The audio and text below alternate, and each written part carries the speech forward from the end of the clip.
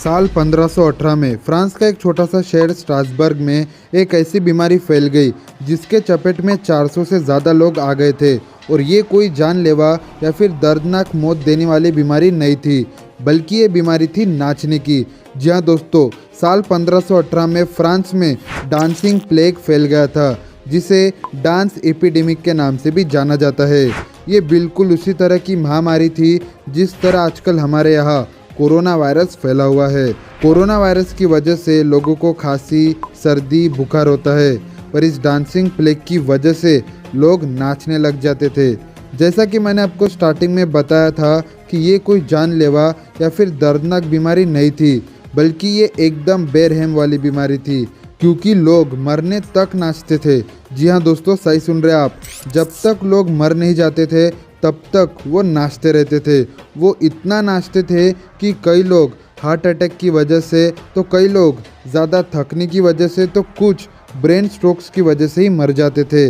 तो सोचो ये कितनी खतरनाक बीमारी थी। ये सब शुरू हुआ था जुलाई 1518 में, जब ट्रॉफी नाम की एक औरत ने अचानक और अनकंट्रोलेबल नाचना शुरू किया।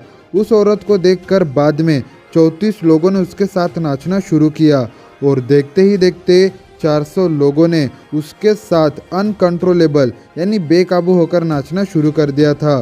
पहले तो स्ट्रासबर्ग के सिटी काउंसिल को लगा कि लोग अपने एंजॉयमेंट के लिए नाच रहे हैं, पर जब लोग नाचते नाचते मर रहे थे तो तब वहाँ के सिटी अथॉरिटीज़ को पता चला कि ये कोई एंजॉयमेंट नहीं है, बल्कि ये बहुत सीरियस मामला है। इस डांसिंग प्लेग को लेकर बहुत से कंट्रोवर्सीज है। जैसे कि एक कंट्रोवर्सी ये है कि कुछ सोर्सेज दावा करते हैं कि नाचते नाचते रोज के 15 लोग मारे जाते थे, लेकिन इस डांसिंग एपिडेमिक के समय स्ट्रासबर्ग शहर के किसी भी सोर्स से ये नहीं पता चला कि आखिर सच में कितने लोग मारे गए थे। तो दोस्तों, हो सकता है कि इस डांसिंग प्लेग की वजह से हजारों या फिर लाखों लोग मारे गए होंगे, क्योंकि उस समय किसी ने भी नंबर ऑफ डेथ्स को नोट नहीं किया था।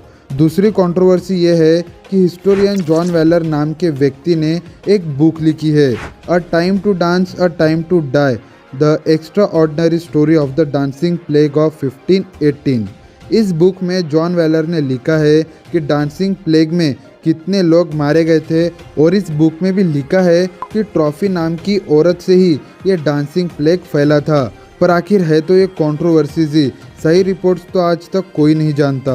वहाँ के डॉक्टर्स और अथॉरिटीज़ आखिरी तक नहीं समझ पाए कि ये डांसिंग प्लेग आखिर आया कहाँ से, और लोग इसमें नाच ही क्यों रहे थे। क्या इतना भी उनको खुद पर कंट्रोल नहीं था कि वो मरने तक नाचते थे? ये ऐसे सवाल है जो कि आज तक अनसॉल्व्ड है। लेकिन आजकल के मॉडर्न थेरीज बताते हैं कि डांसिंग प्लेग शायद फूड पॉइजनिंग की वजह से फैला होगा, पर इस थेरी को उतना स्ट्रॉन्ग नहीं माना जाता।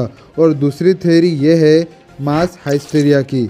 हाइस्टेरिया मतलब एक प्रकार का साइकोलॉजिकल इलनेस और मेंटल डिसऑर्डर होता है, और ये हाइस्टेरिया एक कॉमन डायग्नोसिस है जो किसी को भी हो सकता है, खासकर उनको जो लोग बहुत ज़्यादा स्ट्रेस लेते हैं।